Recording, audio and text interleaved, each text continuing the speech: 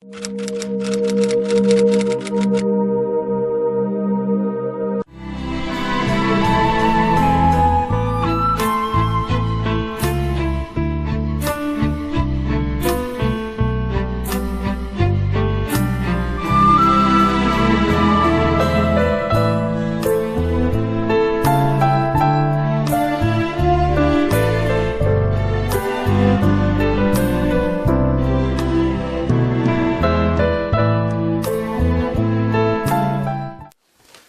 bien. Frida, muy buenas tardes, muchas gracias por recibirnos nuevamente. Hay un tema que desde hace tiempo quería tratar contigo y te agradezco en verdad toda tu colaboración. Escuchamos mucho en las noticias y sobre todo en días pasados, en las semanas pasadas, pues, tuvimos el infortunio de saber que nuevamente en Israel hubo problemas de tipo bélicos, militares. Y surge el concepto, surge la palabra de trauma. ¿Qué es un trauma a final de cuentas? Pues es un evento altamente perturbador. Digamos que, altamente perturbador donde estamos expuestos a perder la vida, ¿no? Donde podemos perder la vida, como las situaciones que estás mencionando, en Sderot, en las ciudades que están al sur de Israel, que colindan con Gaza. La población ha estado sometida a lluvia de Qassams, no sé, miles y miles y miles ya en 10 años, ¿verdad? Esto hace que su vida se vea impedida y que no puedan hacer nada, que no puedan tener ningún aliciente para el futuro, que no puedan planear, que no puedan incluso dormirse porque se acuestan con los zapatos los niños, ¿no? Y los adultos también, se van a la cama con los zapatos porque en el momento que suene la alarma se tienen que ir inmediatamente al refugio. Así. Y sabemos que en estas situaciones no hay manera de tener un desarrollo adecuado, Normal, ni de niños ni de adultos, no pueden ni trabajar, no pueden tener una vida, ¿no? Digamos que esa es una situación muy extrema, que no todo el mundo le pasa por ellas, pero nos vamos a referir al trauma como eventos muy perturbadores, altamente perturbadores, que tienen que ver con los trastornos de ansiedad dentro de la psicología, digamos. Frida, perdón que te interrumpa. Sí. ¿Podemos hablar de distintos tipos de trauma o el trauma sí es lo que es el nombre que ya, mira, una cosa es el trauma y otra cosa son los síntomas que se van a presentar. Una cosa es el trauma, que es el evento en sí, y otra cosa es cómo lo adecuamos en nuestra cabeza. Y también tiene que ver con el tipo de trauma, claro. No todos los traumas son iguales. Creo que la diferencia tendría que ver con el significado que le damos a ese evento traumático. Un evento altamente perturbador como podría ser abuso sexual, ¿no? o violencia, o el presenciar, el atestiguar la violencia, el vivirla, el ser víctima de la violencia. Pero una cosa es el trauma, lo que sucede el evento, y otra cosa son los síntomas que vamos a presentar, y esos síntomas le vamos a llamar estrés postraumático. Digamos que no toda la gente presenta síntomas de estrés postraumático ante la misma situación. Todo el mundo puede vivir traumas que con el tiempo los pueden superar de alguna manera, pero solamente del 50 al 60% de la población que está expuesta a que vive un trauma, tiene síntomas de estrés postraumático. ¿Y a qué se debe? Se debe mucho, si quieres ahorita hablamos de los síntomas, pero no todos estamos hechos de la misma manera, no todos reaccionamos de igual manera ante el mismo suceso. Digamos que hay gente que por su genética, por su medio ambiente, por la exposición que ha tenido a diferentes traumas en su vida, responde mucho más que otra. Cada persona responde de diferente manera. Y hay quienes sí van a presentar síntomas de estrés postraumática, que ahorita te voy a platicar de lo que son, y hay quienes lo van a superar más naturalmente y no van a presentar estos síntomas. Perdón que te interrumpa. Dime una cosa, hablando ya sea de Israel o de México, por ejemplo, gente que ha vivido un terremoto y otro terremoto, por ejemplo, aquí en México, temblores, para no ser tan drástico. una persona que ya pasó por esa experiencia, ¿es más fácil que la asimile o es más fácil que lo afecte más? Es más fácil que le afecte más. Todos pensaríamos que es más fácil que lo asimile, ¿verdad? Porque todos pensaríamos que aprendes y que te fortaleces. Pero las investigaciones han comprobado lo opuesto. La gente que ha pasado por traumas es mucho más vulnerable a pasar por traumas y a estar, digamos que se convierte en alguien mucho más vulnerable a vivirlo de regreso. Bueno, pero, podemos hablar de poblaciones, ¿no? De pueblos como digamos el pueblo de Israel, ¿no? Que han estado retraumatizados por guerras y guerras y guerras y están mucho más alertas, mucho más a flor de piel. Pero me gustaría mucho hablar de los síntomas del estrés postraumático, como para centrarnos un poquito más en el tema.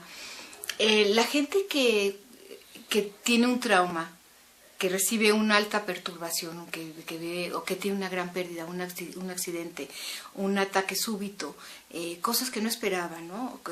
La gente que es víctima de secuestro, o sea, hay miles de situaciones que pueden ser muy traumáticas.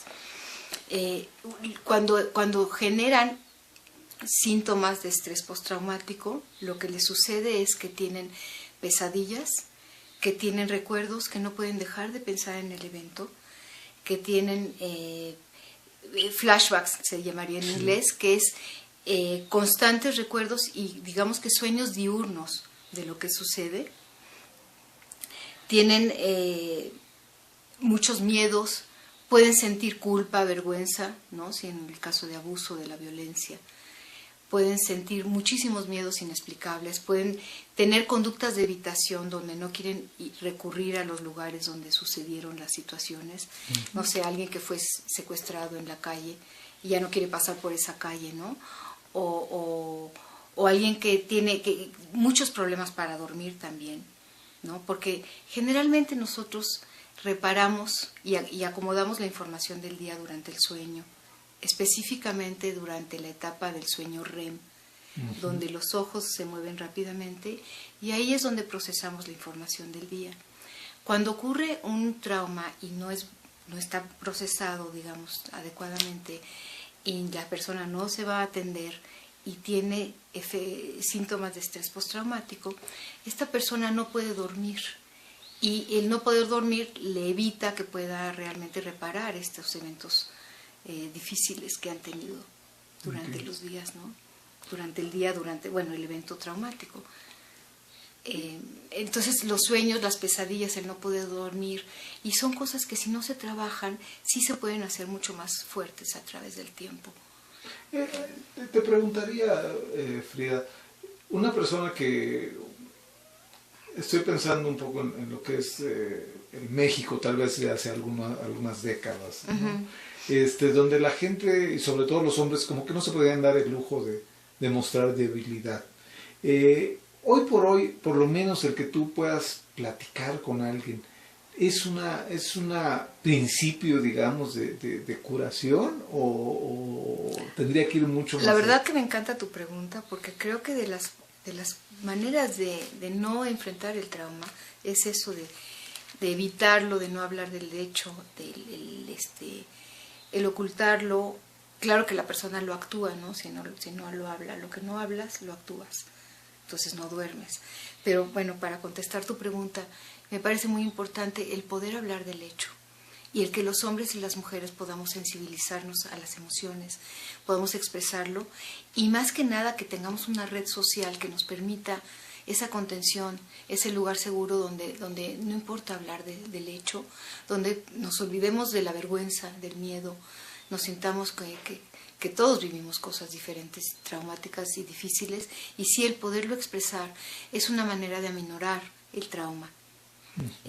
Más bien, cuando hablamos de estos efectos del estrés postraumático, que hablábamos de la forma en la que actuamos el trauma, digamos, cuando no lo hemos procesado, ahí sí yo te diría que se necesita de una ayuda profesional, pero nunca está de más el hablarlo con los amigos.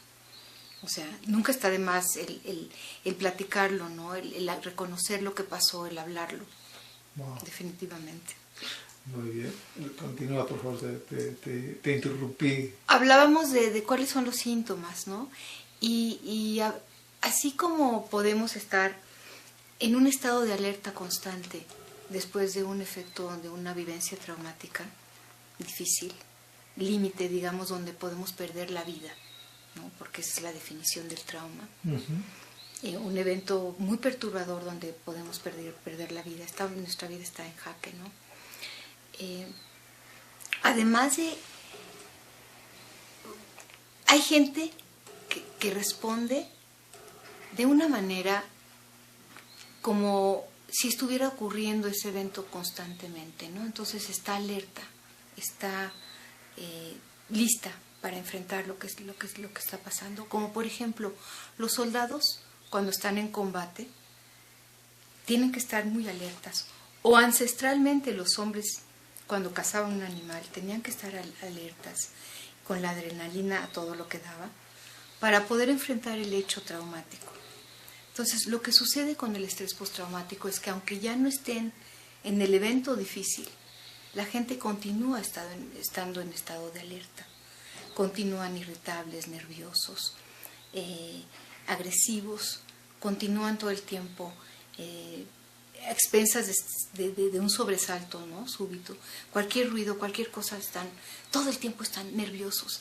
Y esto consume una gran cantidad de estrés en el organismo. Y sabemos que el estrés, a la larga, también mata neuronas, ¿no? Y nos destruye. Realmente acaba con nuestra salud. Entonces, el estar en un estado de alerta, cuando ya no amerita la situación, porque ya no estamos ante la situación traumática, ni ya no estamos en combate, ya no estamos en el secuestro, ya no estamos en la situación límite que nos puso en ese lugar. Pero cuando continuamos estando ahí, no podemos tener una vida normal. No nos podemos relacionar, nos aislamos de los demás, nos sentimos incomprendidos, ¿no? Y por eso es tan importante sí tener ayuda terapéutica para entender que hay una diferencia entre ese estado, porque ya la situación traumática no está siendo en ese momento, ¿no? Pero el cuerpo aprende a que eso es, a que uno tiene que estar alerta, porque el cerebro también tiene digamos que estamos construidos para sobrevivir. Entonces, esta situación de alerta y de alarma es una cuestión de sobrevivencia que el cerebro, digamos que tiene esta conducta para protegernos, pero ya no necesitamos tener esa protección en todo momento, ¿no? Por lo que es importante hablar. ¿Qué efectos puede tener que tú tengas continuamente o segregues continuamente dosis de adrenalina? Pues podría ser esta cosa del estrés que te digo, ¿no? Que es un gasto de estrés que no es necesario. Y de energía. Entonces. Y de energía. Y podría ser el que no nos podamos relajar. Los seres humanos tenemos que tener tiempos de relajamiento, de esparcimiento, de buscar placer, de tener comunicación con los demás, de tener esparcimiento, de tener una vida social, de tener contacto. ¿Y cómo vamos a contactarnos si estamos en ese estado de alerta? Entonces, imagínate todo aquello que nos impide, ¿no? Digamos que son estados que son importantes para esta sobrevivencia en momentos donde tenemos que estar en alerta. Pero es un desgaste y es... De las cosas que suceden con el estrés postraumático también es que no nos comunicamos con los demás, nos aislamos, nos sentimos no entendidos, solos, enojados con la situación, con lo que nos pasó, con el hecho y con las personas, ¿no? También. Entonces, nos impide hacer una vida simplemente, ¿no?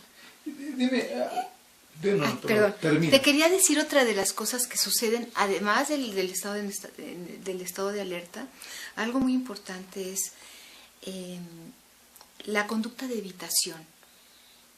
La conducta de que no pasa nada y estoy muerto y no siento y no demuestro. ¿Y evitación igual a negación?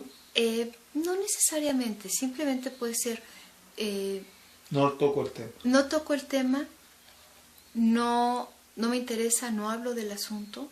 ¿Cuántas gentes hemos escuchado, ¿no?, que estuvieron en campos de concentración durante el Holocausto, que nunca le han hablado a nadie sobre lo que vivieron, ¿no? Pero muchas veces esta gente puede tener pesadillas o puede tener cualquier situación en la vida que les recuerde.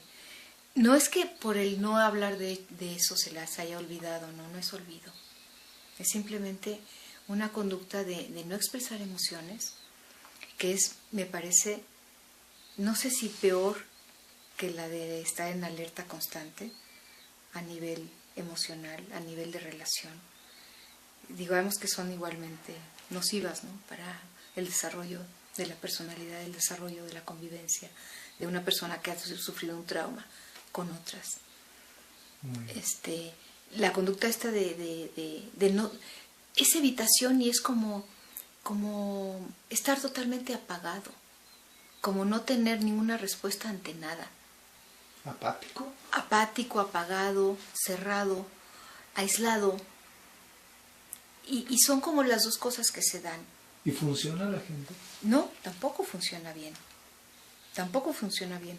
Ni el que está en el estado de alerta, ni el que está en el estado de evitación total, donde no quiere ir a los lugares, pero que tampoco quiere hablar del asunto, pero que tampoco muestra ninguna emoción, ¿me entiendes? Está como apagado por completo. Entonces es muy importante que la gente, y esa es otra de las digamos, de los síntomas del estrés postraumático. Estos sí son los síntomas. Uh-huh. Las personas que tienen estos síntomas, claro que son tratadas y con muchísimo éxito. O sea, digamos que no quiero hablar de que en todos los casos, todo depende de qué tan pronto se les trate, pero gente que ha vivido, que tiene conductas que muestran que tienen estrés postraumático y que son tratadas, tienen una oportunidad para volver a ser feliz, para tener ilusión en la vida, para darle un significado a lo que vivieron, realmente a recuperarse del hecho, ¿no?, que podría ser la palabra resiliencia. Pero antes de entrar a la explicación, a la parte de la resiliencia. Exactamente. Sí. Dime, por favor, si hay una diferencia real entre lo que sería el trauma y el estrés postraumático. Digamos que toda la gente que tiene estrés postraumático es porque ha vivido un trauma, pero no toda la gente que ha vivido un trauma desarrolla un estrés postraumático. Ahí estaría la diferencia. El estrés postraumático es el no poderlo de alguna manera trabajar, ¿no? Es todo esto estos sueños, estos miedos, estos temores, estos terrores que vive la persona de vivir pero no vivir, ¿no? Continúa viva, pero hay una parte de su persona que está como muerta por estas pesadillas, por esos temores.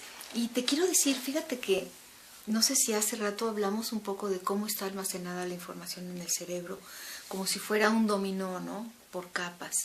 Y cuando hay un evento traumático, se desorganiza la información que hay en el cerebro. Y eso es por esas razones que aparecen estos eventos, estos síntomas, como flashbacks, como pesadillas, como eventos, como pesadillas diurnas, nocturnas, como recuerdos constantes, como miedos, como terrores, desconfianza a todo el mundo, ¿no? De estas cosas que hemos estado diciendo, precisamente porque la persona no puede dormir, no puede procesar durante el sueño lo que ha pasado. Y no entra en estos estados de sueño REM de los que hablamos, donde podemos hacer sentido, darle significado a lo que vivimos. Mediante el sueño nosotros procesamos la información y nos curamos, digamos, de todo lo que ha pasado en el día, incluso podamos nuestro cerebro. Sabemos hoy en día que en las primeras horas del sueño, que es importante dormirnos temprano, y ahorita vamos a hablar de otro tema rápidamente, ¿no? Pero en las primeras horas del sueño es cuando podamos, digamos, la información que no es importante en el cerebro. Uh-huh. La segunda parte del sueño es cuando viene el sueño REM, ahí es el sueño reparador, donde hacemos un análisis y le damos un significado a las situaciones del día. La gente que sufre estrés postraumático no puede dormir, o duerme intervalos muy cortos y tiene pesadillas. ¿Por qué? Porque esta información en el cerebro no está organizada. Uh-huh. Entonces tiene que entrar a trabajar el trauma, a trabajar estos síntomas para que la persona acomode esta información, haga sentido de la experiencia y pueda plantearse un sentido de vida, ¿no?, en el futuro. O sea, vivir una vida mejor. Claro, vivir una vida mejor, organizando, dándole sentido a esta experiencia. Y una vez digamos que se entra a ver el significado y a darle un cauce a esta experiencia dentro de su vida, puede plantearse nuevas metas y entonces sí puede ser más fuerte. Pero una vez que ha trabajado el trauma, digamos que no nada más por haber vivido estas experiencias te haces más fuerte. Te haces más fuerte una vez que has podido darles un significado, ¿no? Y que has podido integrarlas y trabajarlas. Tiene que ver con la capacidad de recuperarse del trauma, con la flexibilidad, con una personalidad positiva que vea más lo positivo que lo negativo. La palabra en inglés es resilience, y en español suena medio raro, ¿no? Resiliencia.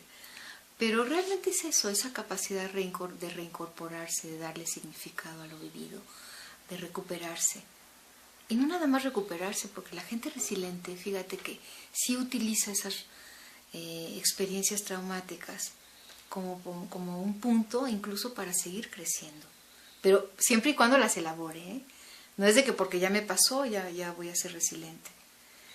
Y, por ejemplo, Viktor Frankl, él estuvo en campos de concentración, todo lo que sufrió, hizo toda una teoría, la logoterapia, del sentido de la vida, ¿no? Y este hombre volvió su experiencia traumática, la volvió en una experiencia de vida, de sentido de vida, ¿no? A lo mejor si no hubiera vivido esta experiencia, no sé lo que hubiera sucedido. Y te puedo hablar de cuánta gente. En cambio hay otra gente que nunca sale, como Marilyn Monroe, por ejemplo, ¿no? Que a pesar de todo lo que tenía, entre comillas, pues nunca se sintió valiosa, nunca se sintió digna, nunca se sintió amada. Y terminó suicidándose, ¿no? Qué historia tan difícil, tan triste. Sería un poquito, perdón, lo que decía Nietzsche, que lo que no te mata te fortalece. Fíjate que en un curso que tomé recientemente en Jerusalén hablábamos de esa expresión. Y no necesariamente lo que no te mata. Te hace más fuerte siempre y cuando lo evalúes, lo elabores, lo proceses. Es decir, que lo incorpores y lo integres, lo que hablábamos hace rato. Sí te hace más fuerte, pero siempre y cuando le des un sentido y una importancia. Porque, por otro lado, la gente que ha vivido traumas es mucho más susceptible a ser retraumatizada. Nos va a dar la diferencia de alguien más resiliente o alguien menos resiliente. Alguien que se pueda recuperar, alguien que pueda ver las cosas positivas. Digamos que esta capacidad está dada por muchos factores, ¿no? Uno puede ser la genética, el medio ambiente, la familia de donde vienes, la salud mental, digamos si hay depresión o no en la familia, si hay cuestiones como migración. ¿Qué tanto ha sufrido esta familia y qué tanto ha incorporado este sufrimiento? ¿Cuál es el sentido que le ha dado el sufrimiento? Porque podemos sufrir, ante la misma cosa podemos verlo. Hay quien todo lo ve negativo o todo lo ve positivo, ¿no? Y creo que hemos hablado en muchos otros programas sobre esta situación, la capacidad de ver lo positivo más que lo negativo. Eso es lo que nos hace ser más resiliente, ¿no? Una vez tratado el trauma, siguiendo con el tema, es un método que sirve para estimular los dos hemisferios, para calmar a través de estimular los dos hemisferios, pero traer el evento traumático a la conciencia, narrarlo como si fuera una película y bueno, se va haciendo una desensibilización de lo que sucedió, ¿no? Otro método puede ser por medio de la terapia narrativa o cognitivo-conductual. Hay muchas formas de tratar los traumas. La cuestión es tratarlo. La cuestión es primero reconocer que hay un problema que tiene que ver con un síntoma del estrés postraumático, ¿no? Que está relacionado con un trauma que nunca se trabajó. Ahora, la gente que sí va a ser resiliente es la gente que la va a buscar un significado. La gente que va a hacer a partir de esto, como lo que hizo Viktor Frankl, resignificar su vida, ¿no? Darle un sentido diferente a su vida. Hay quienes dicen que lo importante cuando te pasa algo no es preguntarte por qué a mí, sino ¿para qué? ¿Para qué? Claro. Y todo tiene un para qué. Y si tú le encuentras un sentido y un para qué, claro que. Y más, fíjate que el para qué es una búsqueda muy positiva de las cosas, ¿no? Simplemente la pregunta del para qué bueno que le hiciste, la verdad es que, digo que hablaste del tema, es como mirar la parte positiva y darle una explicación que da una entrada a una situación positiva. ¿Qué hace la gente resiliente? Pues es flexible. Entra y sale es capaz de demostrar emociones. La gente que es capaz de decir lo que siente, ya la lleva de gane, ¿no? Como lo que hablabas hace rato de platicar el asunto con alguien. O sea, que tradicionalmente a los hombres no se les ha enseñado a expresarse, ¿no? Pero creo que estamos en un momento diferente, donde hombres y mujeres tenemos que aprender unos de otros. Las mujeres de lo que han hecho los hombres tradicionalmente, y los hombres de lo que hemos hecho las mujeres, ¿no? Que es conectarnos con las emociones. Y bueno, pues, ¿qué te puedo decir? La resiliencia está hecho de esto, de la flexibilidad, de lo positivo, de la capacidad de recuperarse, de buscarle un sentido, de buscar la ilusión, de tener una ilusión y un camino, ¿no? Que apartar, que no porque nos sucedió tal o cual cosa, ya la vida ya se acabó. Y esto se hace mucho con terapia, sinceramente. Bueno, y una cosa que me faltó decir, que me parece importantísimo, algo para que la gente se recupere es la contención del grupo, de la familia, de los amigos. Y mucho de lo que sucede en Israel y en tantos lugares en México, en nuestro México, donde la familia extensa es de gran apoyo, ¿no? Es esa contención del núcleo familiar y social es lo que nos va a ayudar a salir adelante de los problemas y de los traumas y del estrés postraumático también, además de la terapia. Frida, como siempre, muchísimas gracias. Ha sido muy interesante platicar contigo acerca de este tema. Gracias a ti. Hasta luego. Bye, bye.